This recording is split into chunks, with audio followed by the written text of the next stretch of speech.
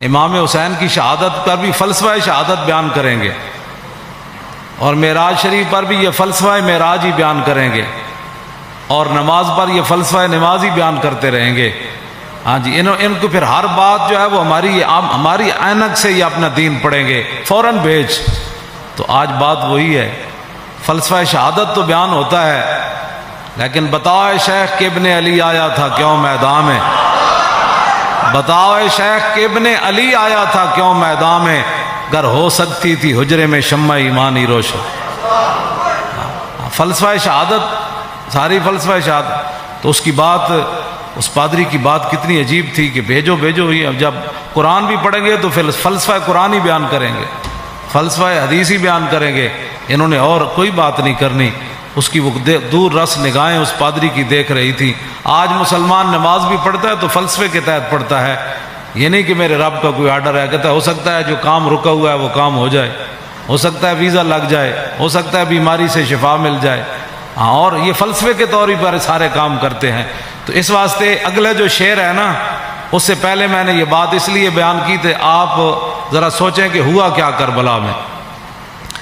اپنا سودا بیچ کر بازار سونا کر گئے، عن عقبۃ ابن ابی العزیر ان الحسین خطب اصحابہ واصحاب الحر بالبیدۃ۔ عقبہ بن ابی العزیر یہ کہتے ہیں کہ مقام بیدہ پر حضرت امام علی مقام امام حسین نے خطبہ دیا، اپنے ساتھیوں کو بھی، اور حر جو یزیدی فوج کے سے بعد میں پھر امام علی مقام کے ساتھ بھی آ گئے، پھر حضرت حر بن گئے۔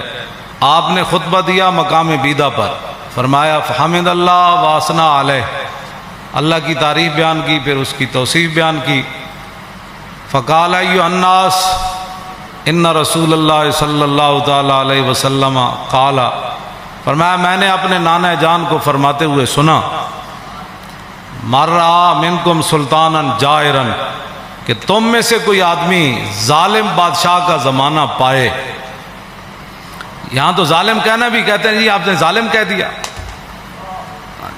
مر رہا منکم سلطانا جائرا، تم میں سے کوئی آدمی ایسے بادشاہ کا زمانہ پائے، جائر جو ظالم بادشاہ ہو، مستحلا لحرم اللہ، جو اللہ تعالیٰ کی حرام کردہ چیزوں کو حلال کر رہا ہو، ناقصا لعہد اللہ، وہ اللہ کے ساتھ عہد و پیمان کر کے پھر اس کو توڑ رہا ہو۔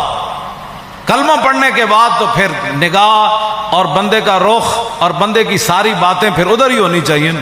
لو جی، مر رہا منکم سلطانا، اے مولا حسین دا خطبہ ہے، مر رہا منکم سلطانا جائرا مستحلا لحرم اللہ ناقصا لعہد اللہ مخالفا لسنت رسول اللہ، اور یعمل فی عباد اللہ بالاسم والعدوان۔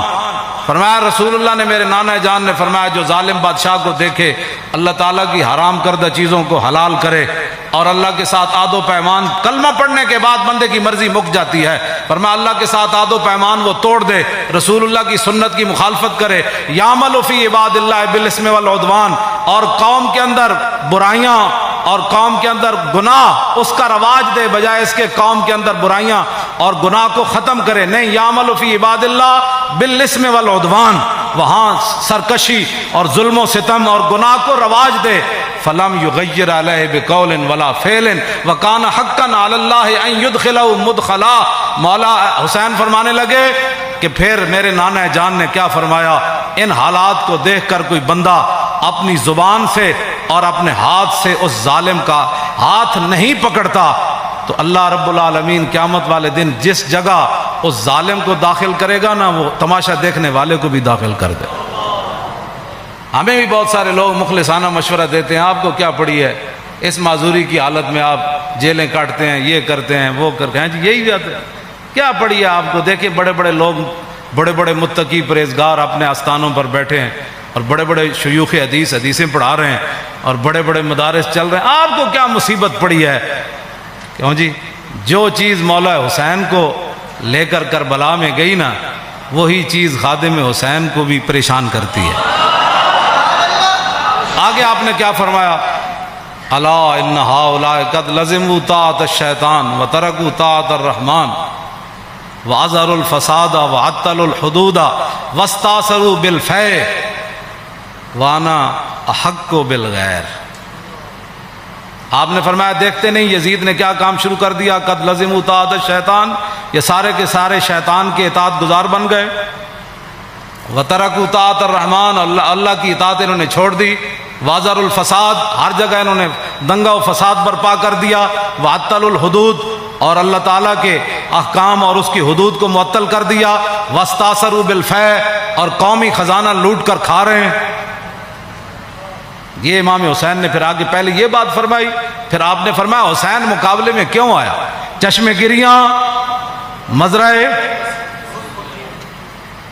اور گلا کٹ کر نمازے، اور شمر کا خنجر گلوئے خشک پر چلتا رہا، اور بزم حق روشن رہی اور حق کا دیا جلتا رہا. اے امام علی مقام فرمایا وانا حق بالغیر، فرمایا حسین سب سے زیادہ حق رکھتا ہے کہ یزید کے مقابلے میں آئے. میں سب سے زیادہ حق رکھتا ہوں حسین کہ میں تو. اچھا اب جو فوج سامنے کھڑی تھی، آپ نے یہ بات تو آپ نے پہلے فرمائی نا. پھر جو سامنے آئے ہوئے تھے نا مقابلے میں، جو کہتے تھے دل تے تواڈے نال لیکن تلوار تواڈے نال کوئی.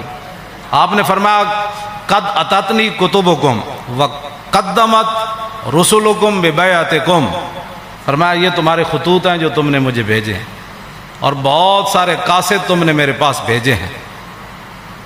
کس بات پر؟ انکم لا تسلمونی ولا تخذلونی، کہ میں جب تمہارے پاس آ جاؤں گا تو تم پھر میرے ساتھ مل کر لڑو گے، مجھے یزیدی فوج کے حوالے نہیں کرو گے.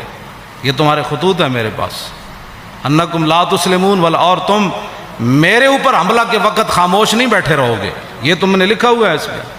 فین تممتم ببیعتکم ترشدوا، فرمایا اگر تم اپنی اس بیعت پر قائم رہتے ہو تو پھر ہدایت پا جاؤ گے. تصیبوا رشدکم، ہاں جی پھر تم ہدایت پا جاؤ گے، پھر تمہیں کوئی مسئلہ نہیں ہے.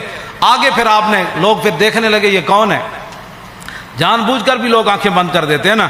کچھ ایک دوسرے سے پوچھنے لگے یہ کون ہے جو ہمارے سامنے خطبہ دے رہے ہیں یزیدی فوج میں سے. تو فرمایا فانا الحسین ابن علی وابن فاطمہ بنت رسول اللہ، فرمایا جانتے ہو کہ میں حسین بن علی ہوں، اور میں سیدہ طیبہ طاہرہ فاطمہ الزہرا کا صاحبزادہ ہوں. جانتے ہو مجھے؟ نفسی ما نفسکم والی ما آلکم فلکم فی اسوۃ. آپ نے فرمایا یہ مت رکھنا کہ حسین تمہیں میدان میں چھوڑ کر چلا جائے گا. جہاں میں رہوں گا، جہاں تم رہو گے، حسین تمہارے ساتھ رہے گا. جہاں تمہارے اہل و عیال ہوں گے، حسین کے بچے بھی وہی ہوں گے. نفسی ما نفسکم والی فلکم فی اسوۃ. اے مولانا جملہ بڑا عجیب ہے. فرمایا حسین کی زندگی کیا تمہارے لیے نمونہ نہیں ہے؟ اے میرے بچے سارے میں بھائی ناڑ لے آیا، سارا خاندان لے آیا. حسین کے میرے فلکم فی اسوۃ، تمہارے لیے میری زندگی ایک نمونہ ہے کہ میں سب کچھ دین کی خاطر لٹانے کے لیے آ گیا ہوں. وَإِن لَّمْ تَفْعَلُوا وَنَكَثْتُمْ عَهْدَكُمْ فَخَلَعْتُمْ أَعْنَاقَكُمْ مِنْ بَيْتِكُمْ فَلَعُمْرِي مَا هِيَ فِيهِ لَهُ نُكْرَةٌ. آپ نے فرمایا کہ اگر تم میرا ساتھ نہیں دیتے اور جو تم نے وعدے کیے ہیں وہ توڑ دیتے ہو، میری بیعت تم ختم کرتے ہو، تو اللہ کی قسم مجھے اس پر کوئی زیادہ تعجب نہیں ہے. لَقَدْ فَعَلْتُمُوهَا بِأَبِي وَأَخِي وَابْنِ عَمِّي مسلم، فرمایا مجھ سے پہلے تم میرے ابا جی کے ساتھ بھی یہ غداری کر چکے ہو، اور میرے بھائی حسن کے ساتھ بھی تم غداری کر چکے ہو، اور میرے چچا زاد بھائی مسلم بن عقیل کے ساتھ بھی غداری کر چکے. وَالْمَغْرُورُ مَنِ اغْتَرَّ بِكُمْ فَحَظَّكُمْ أَحْطَاءَتُمْ وَنَصِيبَكُمْ دَيَّاتُمْ. فرمایا تم سے بڑا کائنات میں بد نصیب کوئی نہیں، جن کو اللہ نے اتنا بڑا حصہ دیا اسلام کی خدمت کرنے کے لیے کہ محمد الرسول اللہ کے نواسے خود آ گئے تمہارے پاس اور پورا خاندان لے کر آ گئے. فرمایا تم سے بڑا کائنات میں بد نصیب کوئی نہیں. جو حصہ تمہارے حصے میں آنا تھا، جو خدمت آنی تھی، تم نے اس کو ضائع کر دیا. آخر میں پھر آپ نے یہ جملے کہہ کر اپنا خطبہ ختم کر دیا. فمن نکث فانما ينکث علی نفسی، فرمایا جس نے اپنا عہد و پیمان توڑا، قیامت والے دن اس کا وبال اسی پر آئے گا. حسین آج برات کا اعلان کر رہا ہے. آگے کیا آخری جملہ فرمایا؟ فَسَيُغْنِ اللَّهُ عَنْكُمْ السلام علیکم ورحمۃ اللہ وبرکاتہ. بس یہ کہہ کر آپ نے خطبہ چھوڑ دیا. آپ نے فرمایا ان قریب حسین کو رب تم سے بے نیاز کر دے گا. اور پھر السلام علیکم ورحمۃ اللہ وبرکاتہ کہہ کر آپ نے خطبے کو چھوڑ دیا.